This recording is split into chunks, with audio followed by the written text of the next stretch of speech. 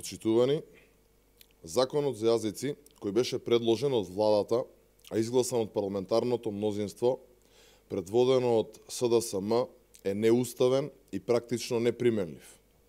Со ова решение злоупотребено е европското знаменце на законот, а воедно се придонесува и кон изградба на паралелен систем во државата, спротивно на правниот нормативен систем. Со овој закон се надминува уставот, се влијае и на менување на карактерот на државата, притоа загрозувајќи го суверенитетот на истата и доведувајќи ја во прашање нејзината унитарност. Законот за јазици, владата сака да го протурка на мала врата, без поширока консултација со стручната и експертска јавност, која во најголем дел се изјасни против. Воедно, овој закон се носи без присуство на опозицијата во парламентот, што укажува на штетноста на законското решение и неспремноста низ демократски амбиент да се носат решенија од кои корист имаат сите граѓани во Република Македонија. Истовремено, со овој закон ќе се влијае и ќе се создаде еден гломазен и нефункционален систем, чија примена ќе има и практични потешкотии. Предлагачот на овој закон е владата на Република Македонија, која е предводена од Зоран Заев, а негов потписник е заменик председателот на владата Радмила Шекеринска.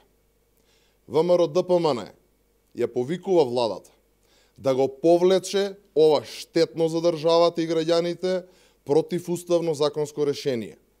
При тоа, бараме да се формираат работни групи, составени од представници на сите парламентарни групи во Собранието на Република Македонија, со вклучување на експертска и стручна јавност од правните факултети во државата, представник од кабинетот на председателот на Република Македонија, господинот Ѓорѓи Иванов, како и представници од Македонската академија на науките и уметностите. Истите треба да работат на утврдување на потребата за носење на ваков закон и отстранување на сите неуставни елементи од Законот за јазици. Секој унапредување на правата на заедниците треба да е во рамките на Уставот на Република Македонија и да се носи низ процес на консултации со релевантните субјекти и експертската јавност. Очекуваме разумен одговор од владата и однесување кој е во согласно со интересите на државата и сите нејзини граѓани. Потребен е диалог за сите отворени прашања.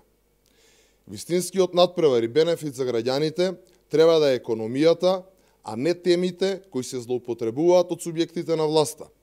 И тоа за дневно политички теми.